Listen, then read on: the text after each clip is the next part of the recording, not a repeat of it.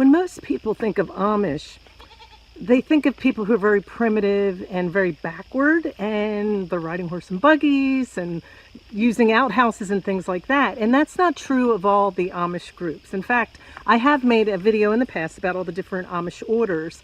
And I want you to think of, even in your own life of where you live, let's say you have a Baptist church nearby. Well, not every Baptist church is the same. They all have different rules and different ways that they preach and things like that. So within every community, you always have your different group. I want to talk about the Swartzentruber group, and they are your most primitive, most old order group of Amish. I'm going to give you 10 facts about how they live and how they're different from the other groups.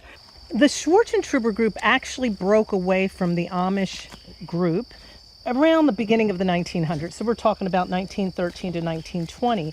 And the name actually came from two men who were bishops, and their last name was Swartzentruber. And the men had a disagreement over the use of the word ban, B-A-N-N, and that's why they broke away. You can identify a Swartzentruber Amish person a lot of times by the way they dress.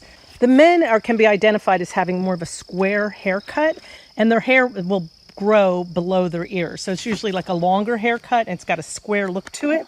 Their hat has an extra wide brim on top. And then as far as their clothes, they usually wear a dark vest on top of a navy or a gray shirt.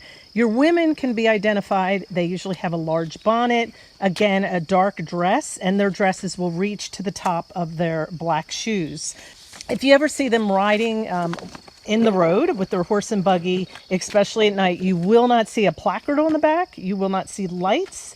They basically will just have a kerosene light.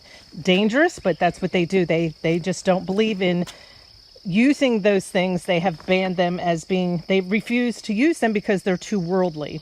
They also refuse to adapt to clocks for daylight savings time. So they stay on one time and that's it. It is true, they prefer outdoor plumbing. So if you ever go by a school, if you see the outdoor plumbing, you can pretty much assume that it's a Swartzentruber school.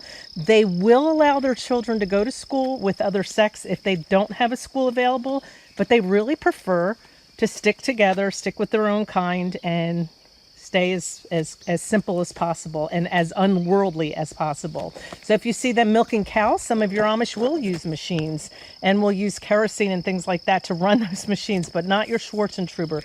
All their cows typically would be hand milked, and if you see them using tools, they're going to be powerless.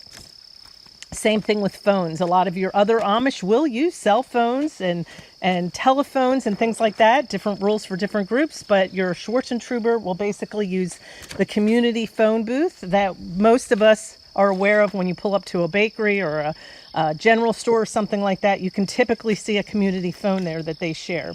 When it comes to cooking and heating, they will use a wood stove for those things. To get their water into their home, they will use the old-fashioned hand pumps. And I have a video above here how some of the other groups have gotten water into their home, but your Swartzentruber will typically use a hand pump.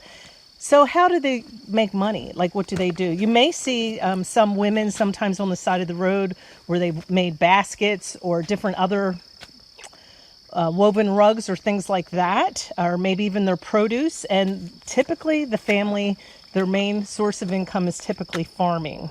And there you have it, 10 facts about the Swartzentruber Amish. If you have any questions, put them in the comments below. Thank you for watching. Give me a thumbs up. Don't forget to subscribe, and you have a blessed day.